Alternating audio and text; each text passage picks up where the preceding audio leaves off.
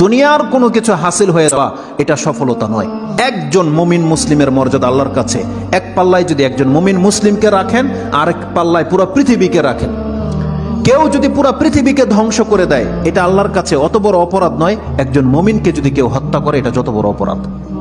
তাহলে একটা মানুষ তাওহীদের উপরে যারা আছে তাদের মান মর্যাদা এত, আল্লাহ বলছেন অতএব তারা যেন দুনিয়ার জন্য নয়, বরং তারা ওই পরকালে জাহান্নাম থেকে মুক্ত হয়ে যাওয়ার সেই রাস্তা যেন তারা অবলম্বন করে। কারণ সেই দিন যাকে জাহান্নাম থেকে শুধু বাঁচানো নয়, দূরে রাখা হবে।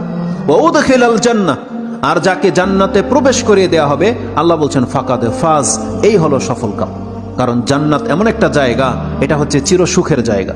একবার শুধু কোনো ব্যক্তিকে জান্নাতে ঢুকিয়ে দিলে জীবনের যত পেরেশানি আছে সব দূর হয়ে যাবে, সব দূর হয়ে যাবে। তাহলে পরকালের ব্যাপারটা হচ্ছে এমন। আল্লাহ বলতেছেন সেই দিন যাকে জান্নাতে ঢুকিয়ে দেওয়া হবে, আল্লাহ বলছেন এই ব্যক্তি হচ্ছে সফল কাম। তাহলে এই সফলতা আসবে কিসে? একমাত্র আপনার ঈমান, তাওহীদ। আপনি আল্লাহকে মেনে নিয়েছেন, আল্লাহর বান্দা, আপনি আল্লাহর সাথে শিরিক করেন না, এমন প্রত্যেকটা ব্যক্তি সেই জান্নাত সে পাবেই পাবে। এটা আল্লাহ ওয়াদা করেছে।